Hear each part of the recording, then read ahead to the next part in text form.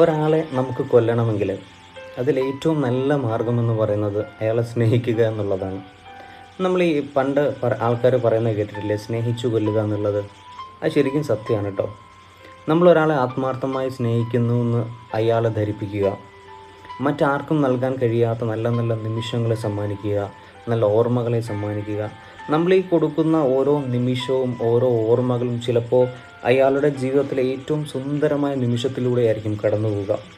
ഇതെല്ലാം നമ്മൾ സമ്മാനിച്ചതിന് ശേഷം പെട്ടെന്നൊരു ദിവസം അയാളുടെ ജീവിതത്തിൽ നിന്നും ഇറങ്ങിപ്പോവുക, പ്രത്യേകിച്ചൊരു വാക്കുപോലും പറയാതെ അയാളുടെ ജീവിതത്തിൽ നിന്ന് ഇറങ്ങിപ്പോവുക, സ്നേഹം കൊണ്ട് നിറച്ചിട്ട് അവരിൽ നിന്നും ഇറങ്ങിപ്പോവുക. ആ വേദന ഉണ്ടല്ലോ, അത് വല്ലാത്തൊരു അനുഭവമാണ്. നമ്മൾ സമ്മാനിച്ച ഓർമ്മകൾ അയാൾ ജീവിക്കുക, നമ്മൾ സമ്മാനിച്ച നിമിഷങ്ങൾ അയാൾ ജീവിക്കുക, നമ്മളെ ഓർത്ത് അയാൾ കഴിയുക. അത് വല്ലാത്തൊരു അനുഭവമാണ്. ഒരു ഭ്രാന്തമായ അവസ്ഥയിലൂടെ ആയിരിക്കും കേട്ടോ ഓരോ നിമിഷവും അയാൾ കടന്നു പോവുക. ഇതിലും വലിയ മരണവേദന വേറെ എന്താ ഉള്ളത്? നമ്മൾ ആത്മാർത്ഥമായിട്ട് സ്നേഹിച്ചു എന്ന് കരുതുന്ന ഒരാൾ പെട്ടെന്നൊരു ദിവസം നമ്മളെ പറ്റിച്ചിട്ട് നമ്മുടെ ജീവിതത്തിൽ നിന്നും ഇറങ്ങിപ്പോവുക. അത് വല്ലാത്തൊരു വേദനയാണ്. ഓരോ ദിവസവും നമുക്ക് ഉറക്കമില്ലാത്ത രാത്രികളെ നമ്മൾ തള്ളി നീക്കാൻ പ്രയാസപ്പെടുന്നൊരു നിമിഷം.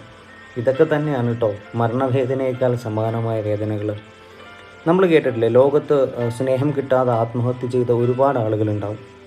അതിൻ്റെ സത്യാവസ്ഥ എന്തെന്നറിയോ? അത് സ്നേഹം കിട്ടാഞ്ഞിട്ടൊന്നും അല്ലടൂ. അവരുടെ ഓർമ്മകളില്ലേ, നമ്മൾ ഈ സ്നേഹിച്ചു എന്ന് പറയുന്ന ഒരാൾ നമുക്ക് തന്ന ഓർമ്മകളില്ലേ, ആ ഓർമ്മകൾ നമ്മുടെ ജീവിതത്തിൽ ഇനി തിരിച്ചു കിട്ടില്ല എന്നുള്ള തിരിച്ചറിവുണ്ടാകുമ്പോഴാണ്, ആ നല്ല നല്ല നിമിഷങ്ങളെ നമ്മുടെ ജീവിതത്തിലേക്ക് സമ്മാനിച്ച ആളുകൾ നമ്മുടെ ജീവിതത്തിൽ ഇനി തിരിച്ചു വരില്ല എന്നുള്ള തിരിച്ചറിവുണ്ടാകുമ്പോഴാണ് നമ്മൾ ഭ്രാന്തമായ ഒരവസ്ഥയിലേക്ക് കൊണ്ടുപോവുക. എൻ്റെ ഈ വീഡിയോ കേൾക്കുന്നവരോട് ഞാൻ പറയുന്നൊരു കാര്യമുണ്ട്: സ്നേഹിക്കുക. നമ്മളുടെ സ്നേഹം മനസ്സിലാക്കുന്നവർക്ക്, നമ്മുടെ സ്നേഹത്തിന് വില നൽകുന്നവർക്ക് നമുക്ക് തിരിച്ച് സ്നേഹം